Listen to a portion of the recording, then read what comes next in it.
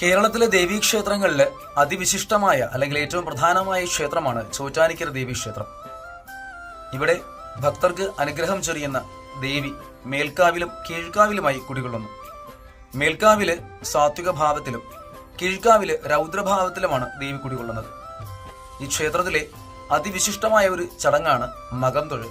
കുംഭമാസത്തിലെ മകം നാളില് ദർശനം നടത്തുന്ന ഭക്തർക്കെല്ലാവർക്കും തന്നെ ദേവി സർവ്വ അഭീഷ്ടങ്ങളും നടത്തിത്തരുമെന്നാണ് വിശ്വാസം.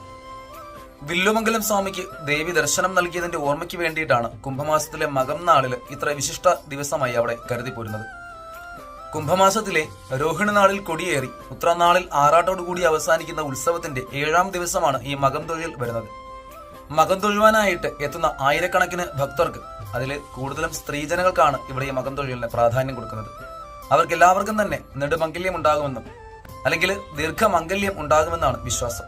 മകം നാളില് ഉച്ചപൂജയോടുകൂടി നടയടയ്ക്കുകയും എന്നാൽ ഉച്ചയ്ക്ക് 2 മണിക്ക് വീണ്ടും നട തുറന്ന് മകം തൊഴിലിനുള്ള സൗകര്യം ഉണ്ടാക്കുന്നതാണ്.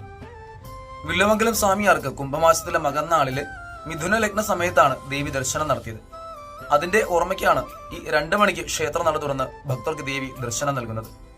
ഇത്തവണ 2025 മാർച്ച് മാസം 12-ാം തീയതി ബുധനാഴ്ചയാണ് മകം തൊഴിൽ വരുന്നത്. പിറ്റേന്ന് വരുന്ന പൂരം നാൾ പുരുഷന്മാർക്ക് ദർശനം നൽകുന്നതിന് അതിവിശിഷ്ടമായി തന്നെ കരുതിപ്പോരുന്നു. ക്ഷേത്രത്തിലെത്തി പ്രാർത്ഥിക്കുന്ന എല്ലാവർക്കും തന്നെ അമ്മയുടെ അനുഗ്രഹം ഉണ്ടാകട്ടെ എന്ന് പ്രാർത്ഥിക്കുന്നു.